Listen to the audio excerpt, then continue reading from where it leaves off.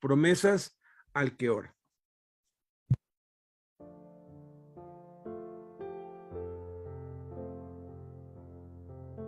Por la oración, obstáculos tan grandes como montañas son traspasados, y lo que parecía imposible se allana.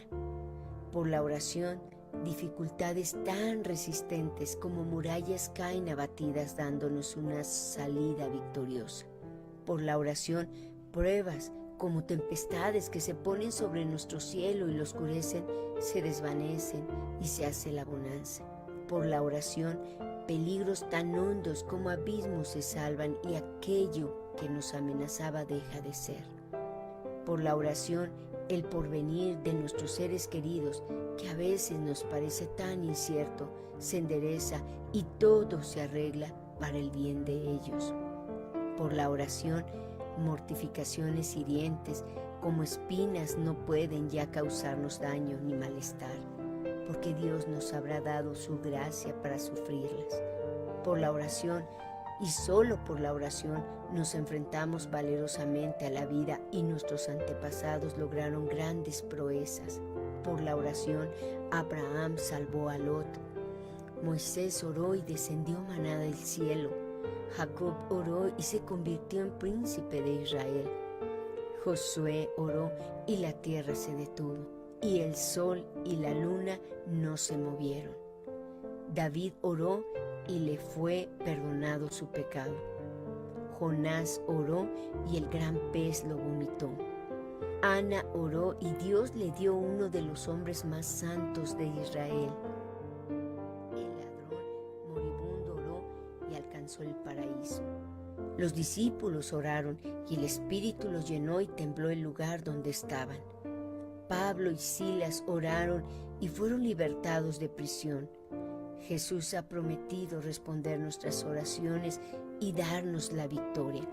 Confiemos en Él. Hay más de 30,000 promesas en la Biblia. Entonces,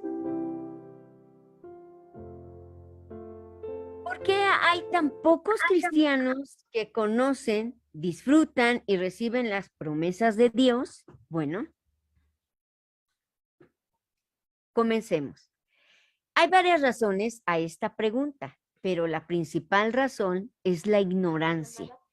Algunos dicen que hay 3,000 y pico de promesas.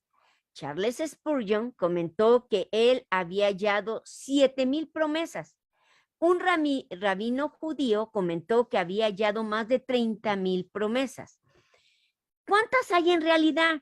Si consideramos que una promesa divina es la acción de Dios de decir que hará o dirá algo, comprometiéndose u obligándose a ello, el compromiso de hacer algo a futuro, y que todas las promesas hechas a Abraham, a los hombres de Dios y al pueblo de Dios en el Antiguo Testamento nos pertenecen también a nosotros ahora en Cristo. Y si se incluyen no solamente las promesas de bendición, sino también todas las profecías, advertencias y amonestaciones, además de todo lo que Dios nos ha dado como herencia en Cristo Jesús, entonces podemos asegurar que sí hay más de 30,000 promesas en la Biblia. Por ejemplo, a todos les gustan las promesas de Jesús que nos hará descansar, de que todas las cosas nos serán añadidas, pero pocos entienden que cuando Jesús dijo, en el mundo no tendrán aflicción, también nos está dando una promesa, porque está diciendo que algo se va a suceder a futuro en nuestras vidas. Una promesa de Dios define entonces como, primero, una palabra agradable a futuro, te bendeciré. Segundo, una palabra desagradable a futuro, serán perseguidos. Tercero, una declaración de Dios, no volveré a maldecir más la tierra por causa del hombre. Cuarto, una advertencia de Dios, su pecado los alcanzará. Quinto, una profecía, la simiente de la mujer te herirá en la cabeza. Sexto, lo que Dios hizo a favor de otros. Y oró Isaac a Jehová por su mujer, que era estéril. Y concibió Rebeca, su mujer. Dios protegió a Daniel en el foso de los leones. Y Dios dio la victoria a David sobre Goliat. Séptimo, lo que Dios declaró a otros. Como cuando Dios dijo a Jacob, yo estoy contigo. La Biblia contiene dos clases de promesas divinas, las incondicionales y las condicionales. Una promesa incondicional es aquella cumplimiento le incumbe solamente al Señor. El cumplimiento de la promesa no está sujeto a las personas ni a las situaciones. Un ejemplo sería la garantía de Dios de no enviar jamás otro diluvio para destruir toda la tierra. Génesis 9:11. No importa cómo proceda el mundo, Él no tomará de nuevo esta acción. La segunda clase de promesas divinas son las condicionales. En otras palabras, el Señor está dispuesto a actuar bajo ciertas condiciones. Es, por lo general, una declaración de sí. Entonces, e implica nuestra participación. Veamos 3 ejemplos de promesas condicionales que tienen que ver con la salvación, con el perdón y con la sabiduría. Primero, Romanos 10:9. Nos dice que la promesa de salvación es para quienes confiesen con su boca y crean en su corazón que Jesús es el Señor. Segundo, si venimos al Señor con una sincera confesión de pecado, tenemos la garantía de la limpieza y el perdón divino, primera de Juan 1:9. El cumplimiento de esta promesa por el Señor depende de nuestra conducta obediente. Tercero, Santiago 1:5 y 6 nos dice que pidamos a Dios sabiduría, sin dudar que la recibiremos. Si nos acercamos al Señor con fe, Él nos dará entendimiento. Dios hará exactamente lo que ha prometido, pero Él exige nuestra obediencia, cooperación antes de cumplir sus promesas condicionales. Para recibir la bendición, debemos satisfacer las condiciones que Él ha puesto. Si nosotros esperamos que Dios cumpla su promesa, entonces cumplamos con nuestra parte. La razón principal, pues, de que hay tan pocos cristianos que conocen, disfrutan y reciben las promesas de Dios es porque ignoran que hay muchas promesas en la Biblia y la mayoría son para nosotros. Y aún las que no las podemos aplicar a nuestra vida. Ignoran las promesas porque no leen la Biblia y no la estudian.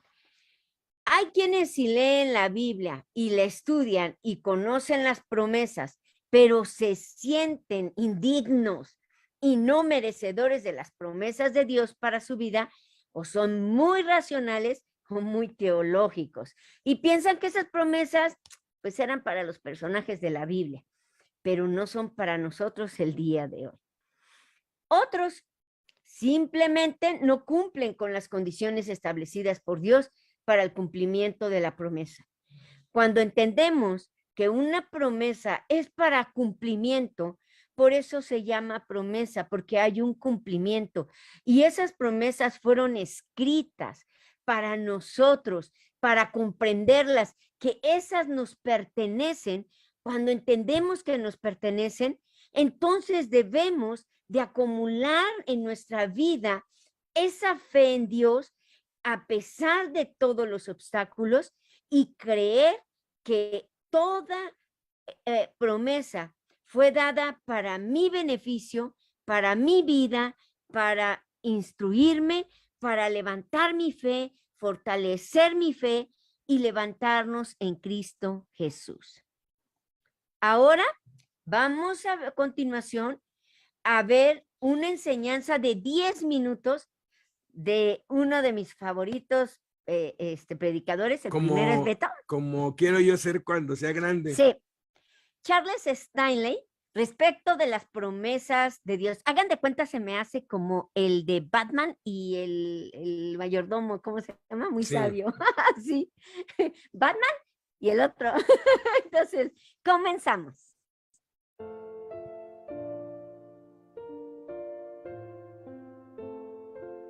En las Escrituras, las promesas sobresalen. De principio a fin, en toda la Biblia, encontramos una promesa tras otra. Son muestras del amor de Dios por nosotros, muestras de su amparo, muestras de lo que Dios quiere hacer por, en y a través de nosotros. Y muestras de la voluntad, propósito y plan de Dios, no solo para nosotros, sino para todo su reino. Promesa tras promesa. Recuerden que en todos los siglos pasados, ni una sola promesa ha sido olvidada. Todas las promesas que Él ha hecho se han cumplido. Ese es el Dios a quien servimos. Cuando pensamos en todas esas promesas y en el hecho de que Él nos la dio, lo glorifican a Él, pero son para nosotros. Deberían ser parte vital de nuestra vida. Todos los días deberíamos dar gracias por todas las promesas que Dios nos dio. Y tengan presente que todo lo que creen acerca de Él, todo lo que creen acerca de Jesús, todas sus convicciones, todo depende de las promesas de Dios. Cuando pienso cuán importantes son, veo lo trágico que es en la vida de muchos. Tenemos todas esas promesas y es como tener un tesoro. Es un tesoro tan grande que no se puede contar ni medir. Muchos la tienen siempre muy cerca, pero no la aprovechan. ¡Qué gran pecado para un hijo de Dios ser seguidor de Jesucristo y tener innumerables promesas de parte de Dios y no hacerles caso! Las olvidamos, nos quejamos y lamentamos de lo que no tenemos, lo que hay en nosotros y por lo que pasamos en la vida, sin saber o indiferentes al hecho de que lo que necesitamos lo encontramos en la palabra de Dios. Por eso es muy importante que conozcamos las promesas. ¿Por qué es de esperar que Dios haga promesas? Pues primero porque nos ama. Nos ama de manera total e incondicional. Si quisiéramos medir su amor, no hay manera. Y escuchen, promete guía, promete dirección, promete suplir lo que nos falta, promete ampararnos. Podríamos seguir y seguir con las promesas de Dios. ¿Por qué? Porque Él, escuche, se da a conocer a nosotros en esas promesas. Dice, no te dejaré ni te desampararé. Nadie más puede hacer esa promesa. Dice, te mostraré el camino en que debes seguir. Sobre ti pondré mis ojos y te guiaré. Solo Dios tiene ojos para toda persona. Podemos seguir por las Escrituras y ver las promesas de Dios. Pero muchos hijos de Dios viven, escuchen, viven pobres de promesa. ¿Entendieron? Pobres de promesa. Es decir, las tienen, pero no se acogen a ellas. Tienen las promesas, pero no las creen. Tienen las promesas, pero pasan necesidad. Tienen la promesa, pero dudan de Dios. Se quejan del estado de las cosas. Vean las promesas de Dios. La Biblia está llena de ellas. Están ahí para nosotros porque somos sus hijos. Si decimos que hay que hacer para merecerlas, nada. Dios hizo posible que vivamos esta hermosa vida en relación con Él, darnos lo que necesitamos y nuestros deseos. Él dice, si te deleitas en mí, te daré los deseos de tu corazón. Solo Dios puede hacer tal promesa. Al considerar las promesas, no podemos nombrar las promesas que usted y yo podamos efectuar. Solo podemos depender de Dios para que las supla. Bien, ¿cómo sabemos que Dios guardará sus promesas? Porque escuchen, Él lo dice así. Y Dios no miente, dice la Biblia. Mentir va contra su naturaleza. Por tanto, por su mismo carácter, Dios no puede mentir porque Él no cambia. Si Dios es perfecto, lo será siempre. Si es verdadero, lo será siempre. Si es poderoso, lo será siempre. Si es santo, lo será siempre. Él no cambia. Pues bien, cuando se trata de las promesas de Dios y de lo que nos prometió en su palabra, ¿podemos estar seguros? Sí, podemos. Esta es la pregunta principal y a lo que quiero dedicar cierto tiempo. ¿Cuándo es mía la promesa para acogerme a ella? Las promesas de Dios pertenecen a su pueblo. Entonces le pregunto, ¿es usted un hijo de Dios? Diga amén. O sea que las promesas de Dios son suyas. Amén. Si la promesa satisface una necesidad en mi vida, cuando la promesa satisface algo personal que Dios prometió cumplir, prometió darle dirección. Por ejemplo, vean el Salmo 32, verso 8. Te haré entender y te enseñaré el camino en que debes andar. Sobre ti fijaré mis ojos. Solo Dios puede prometerle eso. Así que, el asunto es este. ¿Cuándo puedo acogerme a la promesa? Puedo acogerme ante una necesidad que Dios promete satisfacer en su palabra. Si dice que necesito instrucción y dirección en tomar alguna dirección, tengo la promesa. Puedo acogerme a la promesa que Dios me dirigirá. Sí, porque es una promesa específica que nos dio en su palabra, una promesa específica para satisfacer una necesidad personal que todos tenemos. Y, por ejemplo, segundo, cuando el contexto bíblico lo permite. O sea, no podemos sacar un verso de la Biblia de su contexto y decir, me acogeré a esto. ¿Cuál es su contexto? Veamos un buen ejemplo de eso. Sería Primera de Juan 5, versículos 14 y 15. Leámoslo un momento. Trato de escoger las que ustedes más conocen. Dice en el verso 14, y esta es la confianza. Vean esto. Es una promesa de Dios. Y esta es la confianza que tenemos en Él. Que si pedimos alguna cosa conforme a su voluntad, Él nos oye. Y si sabemos que Él nos oye, sabemos que tenemos las peticiones que le hayamos hecho. Escuchen, es una promesa de Dios. ¿Y cuál es el contexto de esa promesa? Que si vengo a Él con una petición, le pido dirección sobre algo y Él me indica si es su voluntad. Si pedimos alguna cosa conforme a su voluntad, Él nos oye. Y sabemos que Él nos oye. Miren, no hay que adivinar, sabemos que tenemos las peticiones que le hayamos hecho. Hay otra cosa muy importante, o sea, cuando el cumplimiento de su promesa le honra. Si pido a Dios algo que no me conviene, ante todo, Él no lo hará. Y si le pido algo egoístamente, eso no le honra. No puedo acogerme a eso. Por tanto, si algo honra a Dios, tenemos derecho a creer que honrará su promesa. Él cumplirá su promesa.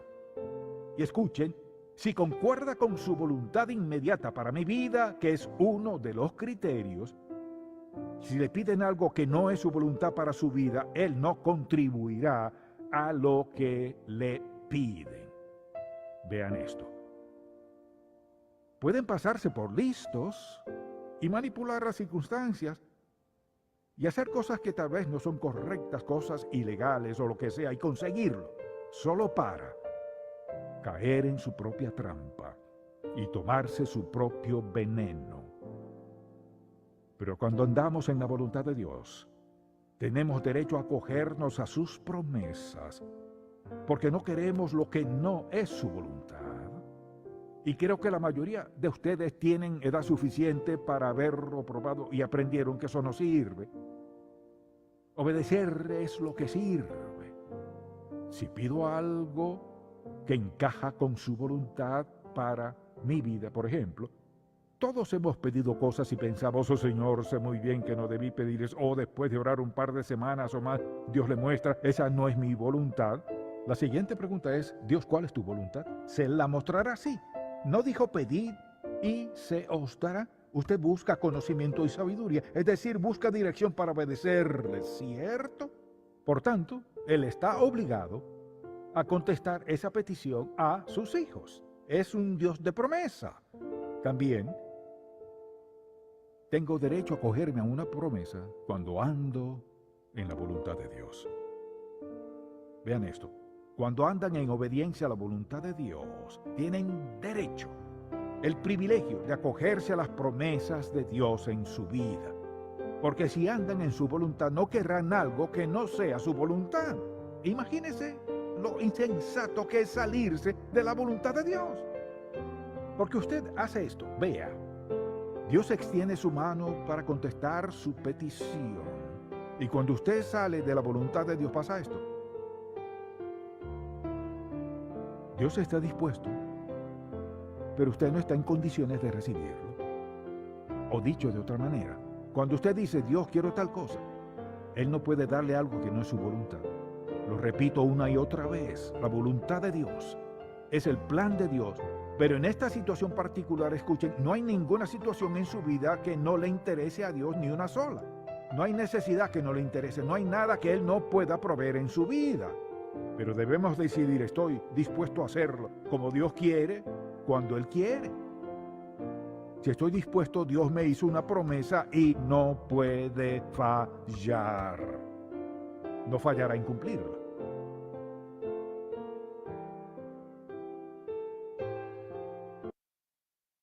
5,000 sacos de cemento en una bodega nunca se convertirán en concreto hasta que sean mezclados con arena, grava y agua.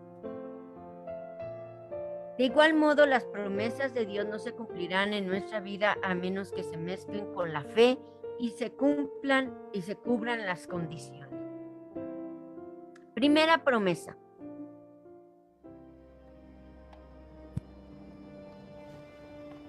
Si permanecen en mí y mis palabras permanecen en ustedes, pidan lo que quieran y se les concederá.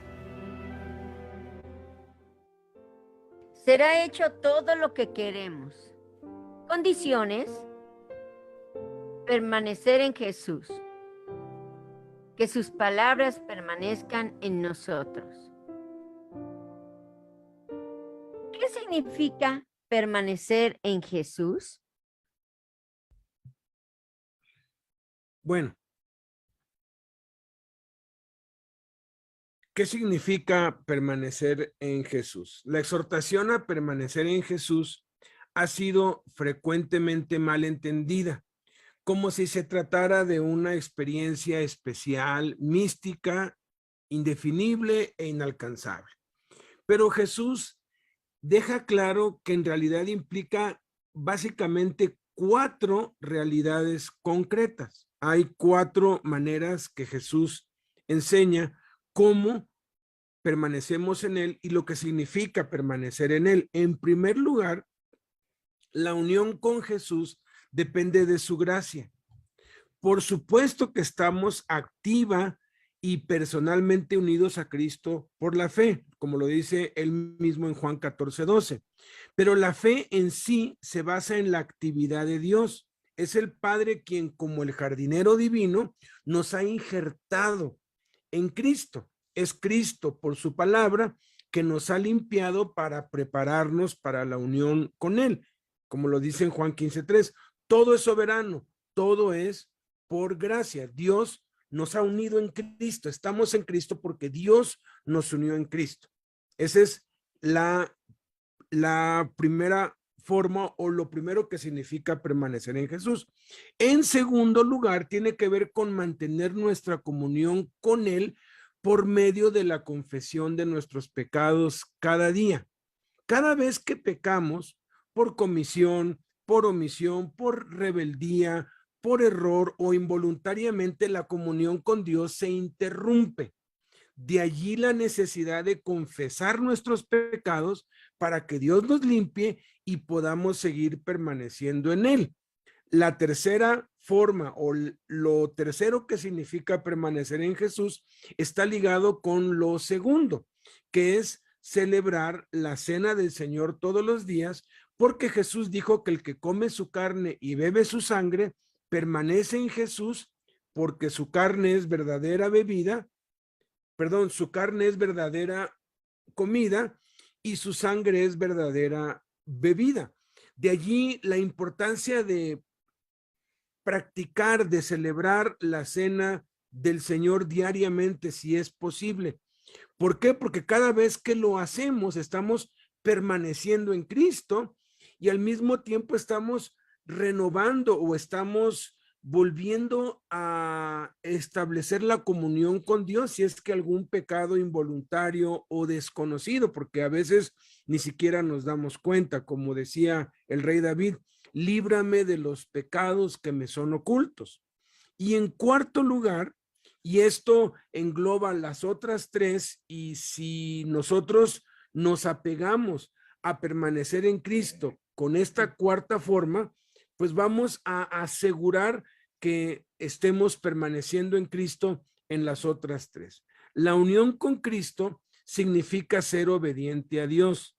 Permanecer involucra nuestra respuesta a la enseñanza de Jesús. Él dijo, si permanecen en mí y mis palabras permanecen en ustedes, en Juan 15:7.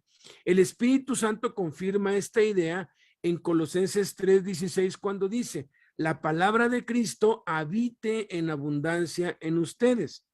Una declaración muy relacionada con su exhortación que nos hizo en Efesios 5:18. Sean llenos del Espíritu Santo. En pocas palabras, permanecer en Cristo significa permitir que su palabra, la palabra de Cristo, llene nuestras mentes, dirija nuestras voluntades y transforme nuestros afectos. En otras palabras, nuestra relación con Cristo, con Dios, está íntimamente ligada a lo que hacemos con nuestras Biblias. Entonces, por supuesto, en tanto la palabra de Cristo more en nosotros y el Espíritu nos llene, vamos a empezar a orar de una manera consistente con la voluntad de Dios. Recapitulando, pues, permanecemos en Jesús al permanecer en la palabra de Jesús. Y hay cuatro maneras de cómo podemos permanecer en la palabra de Cristo. Primera, permanecemos en la palabra de Jesús cuando la escuchamos y la aceptamos con una actitud abierta y receptiva. ¿Recuerdan cómo estudiamos ya la parábola del sembrador? Que hay algunos que escuchan la palabra pero no la entienden, pues la semilla que cayó junto al camino, otros que la oyen, la reciben con gozo, pero después se van porque cayó entre las piedras, y los otros que los afanes y los placeres y las codicias los apartan, la que cayó entre los espinos. Esos son tres actitudes de cómo podemos recibir la palabra de Dios: una mente cerrada, una mente superficial o una mente distraída. Y él dijo, miren lo que oyen, consideren cuidadosamente cómo escuchan. Segunda forma de cómo permanecemos en la palabra de Cristo es cuando leemos los evangelios.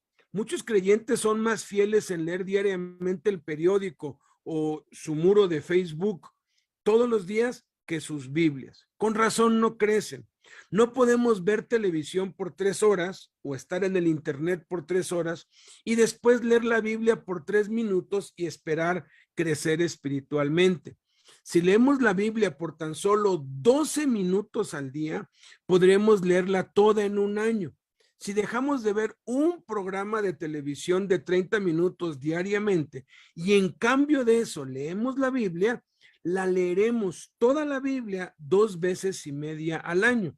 Sin embargo, como aprendimos ya en lecciones anteriores, debemos leer la Biblia en Cristo para permanecer en Jesús. Esto es, leer toda la Biblia en paralelo a los evangelios. Una buena práctica sería leer 2 capítulos de los evangelios, 1 de los proverbios, 1 de los salmos, 3 del Antiguo Testamento y 3 del Nuevo Testamento, y así con media hora diaria leeríamos en un año todo el Antiguo Testamento, 2 veces el Nuevo Testamento, 4 veces los evangelios, 2 veces los salmos y 12 veces los proverbios.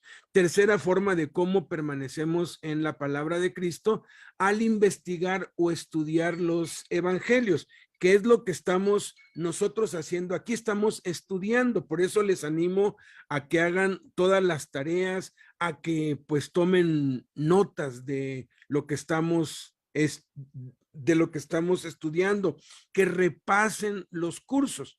Y la cuarta manera de permanecer en la palabra de Cristo es memorizando la palabra de Cristo. No sé si ya te sabes Mateo 5, 6 y 7, es lo más importante de la Biblia. Memorízatelo. Hay muchísimos métodos. El cerebro es un músculo, ¿sí? Y es un músculo que a medida que lo usas va creciendo. ¿Y qué es lo que pues leíste hace poco acerca de lo del cerebro? Que es un músculo que entre más información le das, no deja de crecer, pero queda en el mismo tamaño. O sea, crece y está activo. O sea, hormonas, todo empieza a crecer y nos ayuda. Lo toman como terapia también para las que pierden memoria y todo eso. Así es, nuestra capacidad de recordar es un don que Dios nos ha dado. Muchos dicen, es que yo no puedo memorizar, es porque no lo has ejercitado, pero conforme lo ejercitas, va creciendo y creciendo y creciendo. Entonces, de esa manera es como permanecemos en Cristo. Eso es lo que significa permanecer en Jesús, como dice Colosenses 3 en la Nueva Biblia Viva. Dice, recuerden lo que Cristo enseñó y dejen que sus palabras enriquezcan sus vidas y los hagan sabios. Mantengan vívidas en su memoria las enseñanzas de Cristo en toda su abundancia y enséñense y aconséjense unos a otros con toda sabiduría. Continuemos. Tarde la comunión con Él. Esto implica que no debe haber ningún pecado inconfeso en nuestras vidas y que cada vez que pequemos le confesemos a Dios nuestros pecados. Segunda promesa. Cualquier cosa que ustedes pidan en mi nombre, yo la haré. Así será glorificado el Padre en el Hijo. Lo que pidan en mi nombre, yo lo haré. Jesús hará todo lo que pidamos. Condiciones. Pedirle al Padre. Pedir en el nombre de Jesús. ¿Y qué significa pedir en el nombre de Jesús? Este es uno de mis puntos importantes más maravillosos de la oración. Miren, ¿qué significa? Jesús dijo muy claramente, y haré todo lo que pidan en mi nombre, para que el Padre sea glorificado en el Hijo. Pueden pedirme cualquier cosa en mi nombre y lo haré. Nueva versión, en Juan 14, 3 al 14 nos dice, la versión internacional, Dios quiere responder nuestras oraciones, pero también quiere que le pidamos en el nombre de Jesús.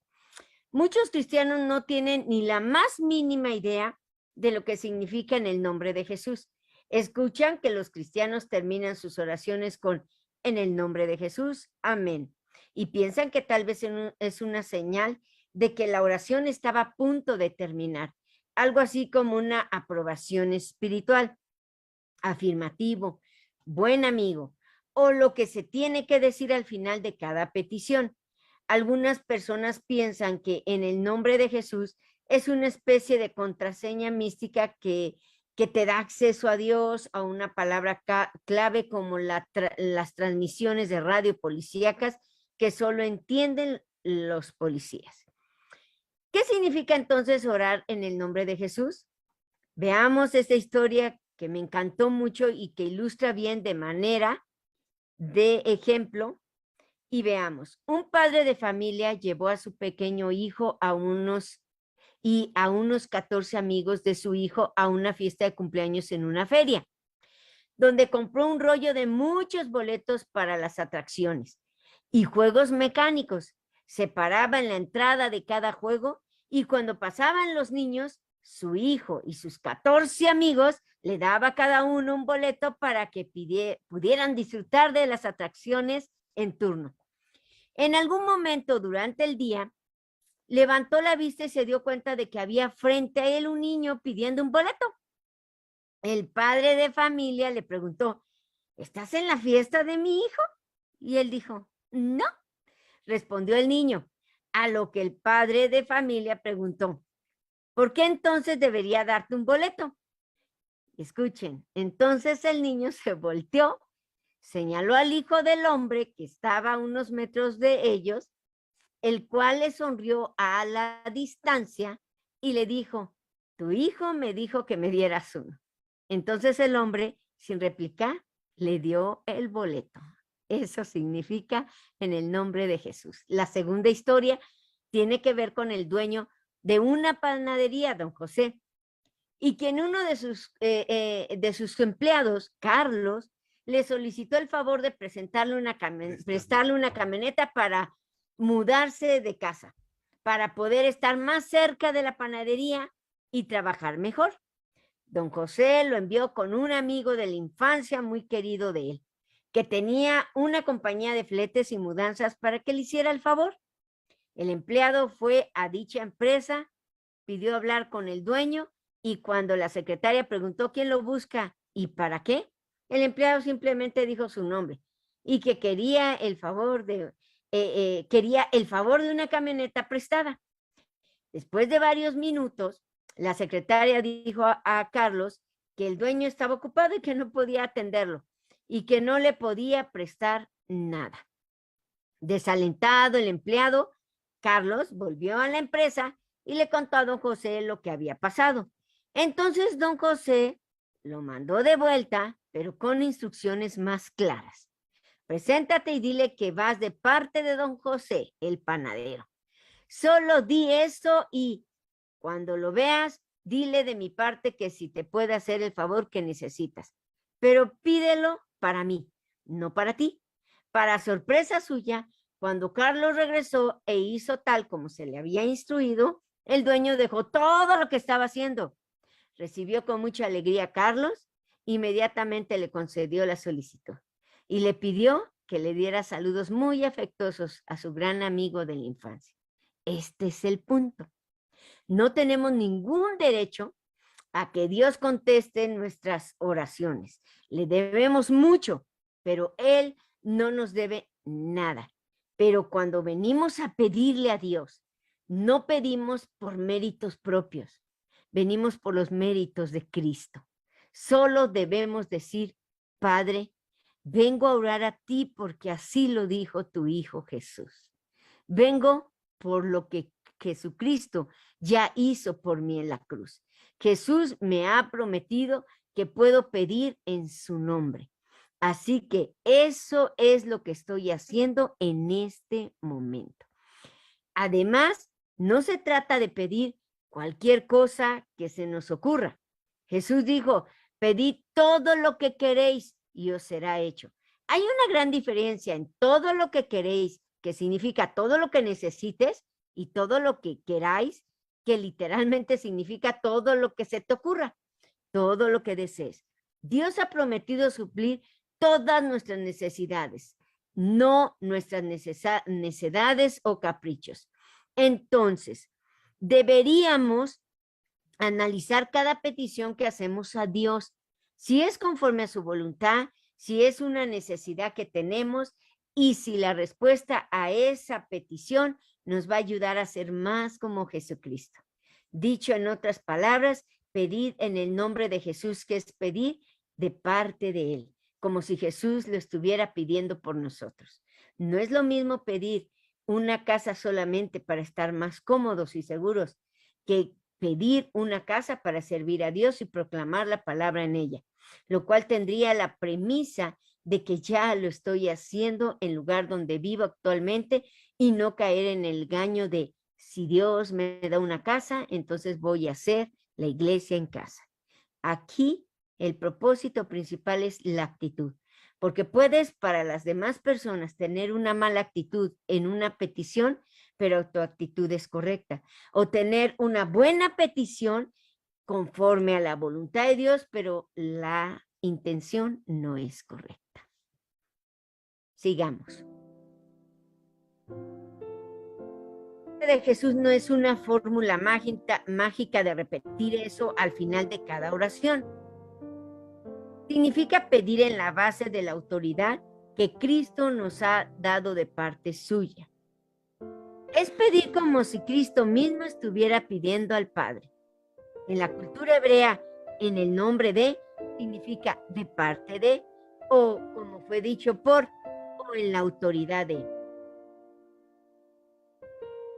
Si pedimos cualquier cosa que glorifique a Jesús, Dios mismo lo hará. Tercera promesa.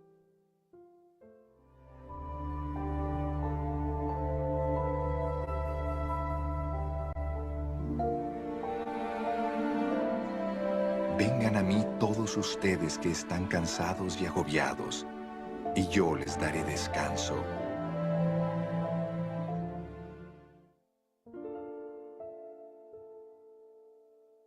Jesús nos hará descansar. Condición, venir a Jesús. Cuarta promesa. Pero tú, cuando te pongas a orar, entra en tu cuarto, cierra la puerta y ora a tu Padre que está en lo secreto. Así tu Padre que ve lo que se hace en secreto, te recompensará. Seremos recompensados en público. Condiciones, entrar a nuestro aposento, cerrar la puerta, orar al Padre en secreto. Quinta promesa.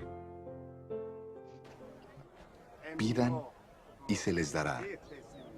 Busquen y encontrarán.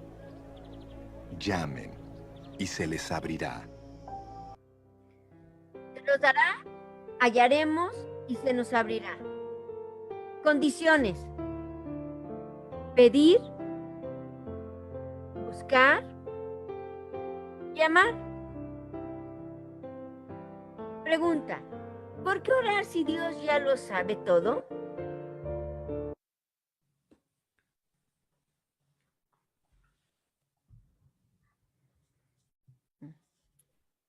¿Por qué orar si Dios ya lo sabe todo? Esto es algo que muchos, como tienen esa mentalidad de que pues Dios ya lo sabe todo, o sea, si Él ya sabe lo que yo necesito, ¿por qué no simplemente me lo da, no?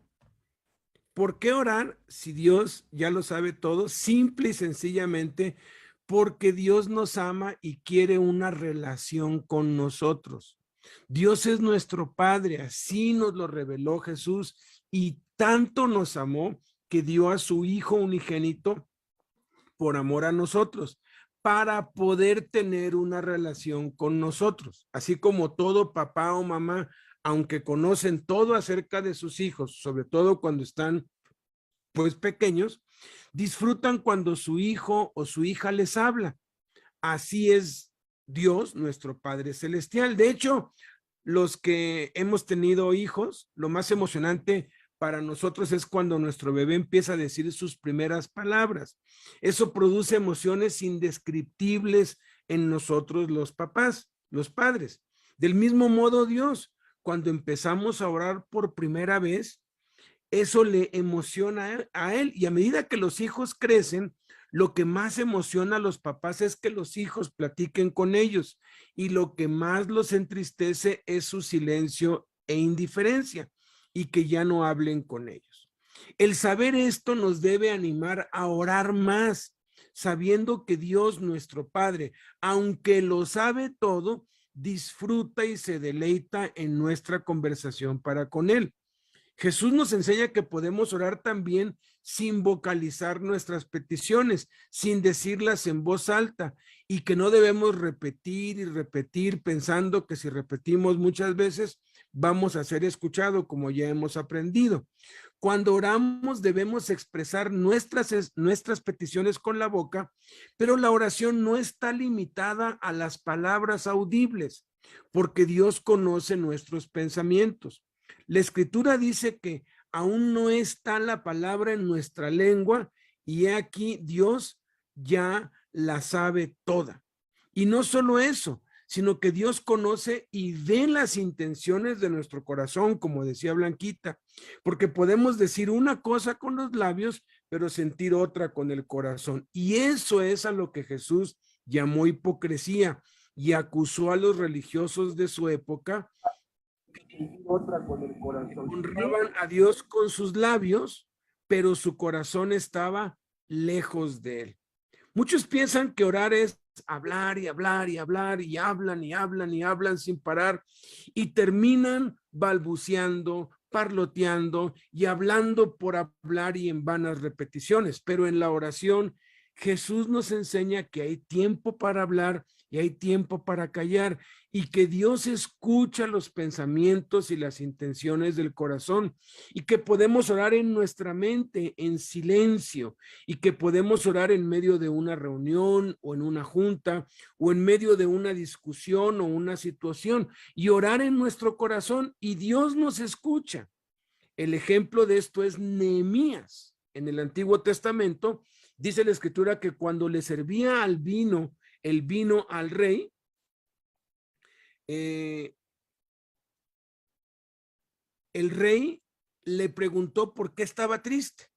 La Biblia dice que Nehemías oró al Dios del cielo y entonces dio respuesta al rey. ¿Cómo oró? Oró en su corazón, oró en ese mismo momento. Miren, el saber que podemos orar aún con la mente y el corazón nos da la posibilidad para orar en todo tiempo y en todo lugar. Además, en el Evangelio, dice la Escritura, que la justicia de Dios se revela por fe y para fe, como está escrito, mas el justo por la fe vivirá. Debemos vivir por fe, andar por fe en fe y no por vista. La oración es un acto de fe, pues oramos a un Dios invisible que no se ve, ni se palpa, ni se oye, ni se siente, aunque a veces Dios puede manifestarse así y lo podemos sentir si Él desea que oigamos algo o veamos algo, pero por lo general eso lo hace Dios cuando estamos recién convertidos y somos niños espirituales, pero a medida que crecemos, Dios requiere fe, porque sin fe es imposible agradar a Dios. Entonces, aunque Dios ya lo sabe todo, oramos porque Él es nuestro Padre y se deleita en escucharnos, porque al orar estamos demostrando nuestra fe. Yo aprendí muchísimo más acerca de esto. ¿Por qué orar si Dios ya lo sabe todo? Dios ya sabe lo que le voy a decir. ¿Por qué tengo que decírselo? Entonces, cuando al principio empecé a viajar para Colombia, pues me iba todo un mes, ya después ya nada más me iba 15 días, porque un mes es muchísimo tiempo. Entonces, yo extrañaba mucho a Blanquita, a mis hijos, y yo le hablaba. En ese tiempo pues no habían celulares, no había todo lo que hay hoy.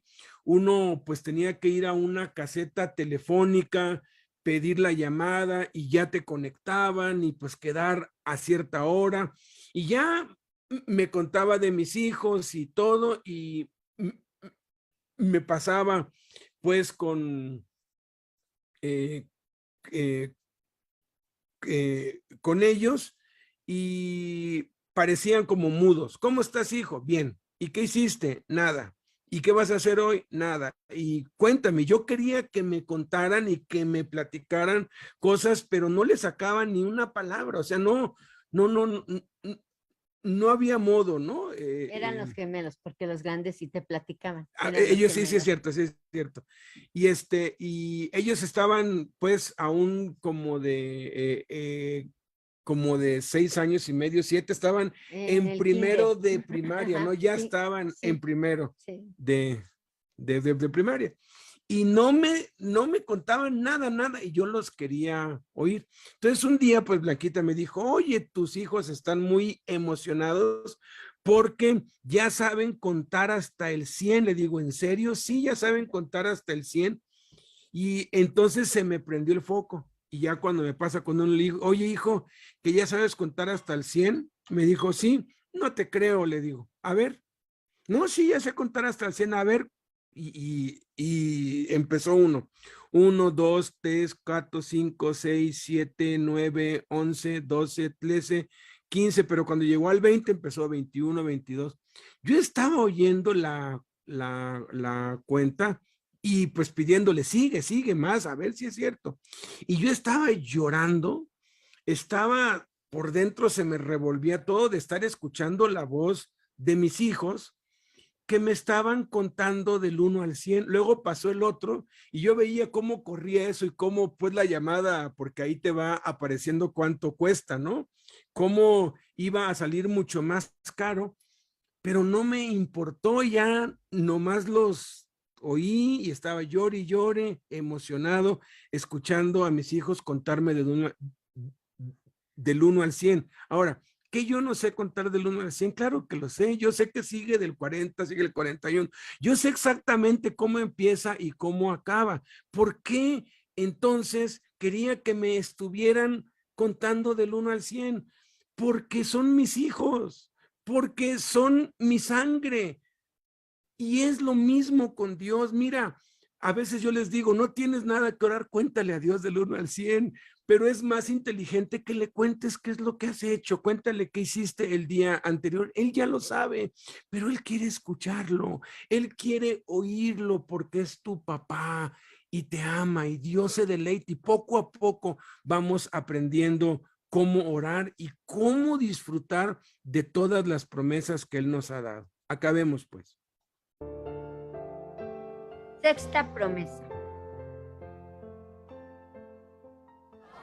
Les aseguro que si tuvieran fe tan pequeña como un grano de mostaza, podrían decirle a esta montaña, trasládate de aquí para allá, y se trasladaría. Para ustedes nada sería imposible.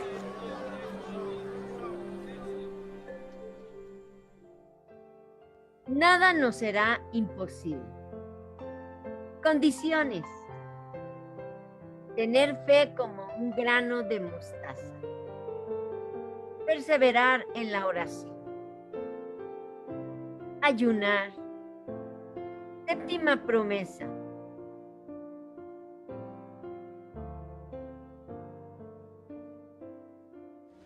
Los discípulos se asombraron al ver esto. ¿Cómo es que se secó la higuera tan pronto?, preguntaron ellos. Les aseguro que si tienen fe y no dudan, les respondió Jesús,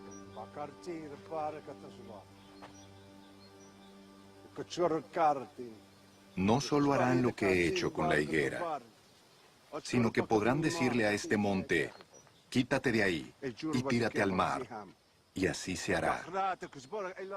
Si ustedes creen, recibirán todo lo que pidan en oración.